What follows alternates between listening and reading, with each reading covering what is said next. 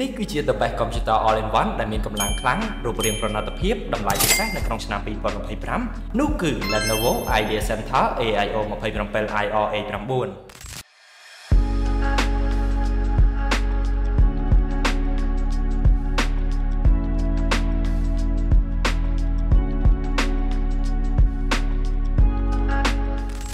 សម្រាប់ Lenovo Idea Center AIO 27 IR A9 នេះដែរបានបំពាក់មកជាមួយនឹង Spec CPU Intel Core i7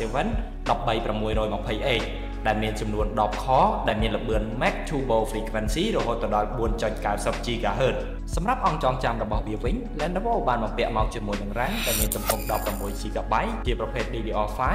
5200 MB transfer per second ដែលយើងអាច upgrade បានរហូតដល់ 32 GB ផងដែរចំណែកឯទំហំផ្ទុកឯកសាររបស់ All in One មួយគ្រឿងនេះ Lenovo បានភ្ជាប់មកជាមួយនឹង storage ដែលមានទំហំ 512 GB ជាប្រភេទ M2 PCIe Gen 4 ដែលយើងអាច upgrade បានរហូតដល់ 1 TB ផងដែរសម្រាប់អេក្រង់របស់វាវិញ Lenovo បានបំពាក់មកជាមួយនឹងអេក្រង់ដែលមានទំហំ 27 អ៊ីងកម្រិតបង្ហាញរូបភាព Full HD ជាប្រភេទ IPS Panel ដែលបង្ហាញរូបភាពបានច្បាស់ត្រជាក់ភ្នែកនិងមានជាមួយនឹង sRGB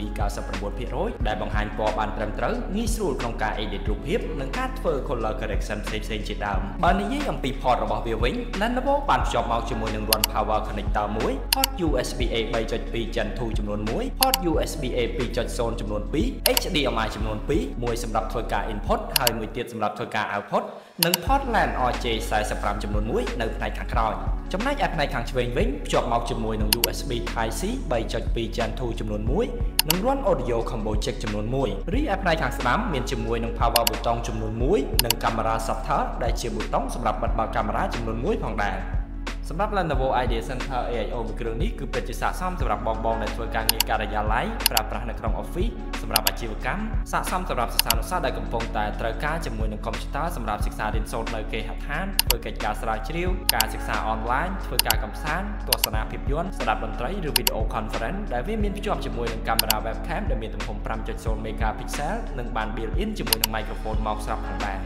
មិនត្រឹមតែប៉ុណ្ណោះ Lenovo មួយនេះក៏អាចយកទៅប្រើប្រាស់សម្រាប់ការ design ការកែរូបភាពកាត់វីដេអូកម្រិតមធ្យមនិងការងារផ្សេងៗជាច្រើនទៀតសម្រាប់ប្រព័ន្ធបញ្ចេញសំឡេងរបស់វាវិញបានបំពាក់មកជាមួយនឹង speaker ចំនួន2គ្រាប់ដែលមានទំហំ 3W របស់ក្រុមហ៊ុន Harman Kardon ដែលបន្លឺសំឡេងចេញមកក្រៅបានច្បាស់ល្អឥឡូវតោះទៅទស្សនាវីដេអូនៃការតេស្តសំឡេង speaker ជាមួយនឹងខ្ញុំទាំងអស់គ្នា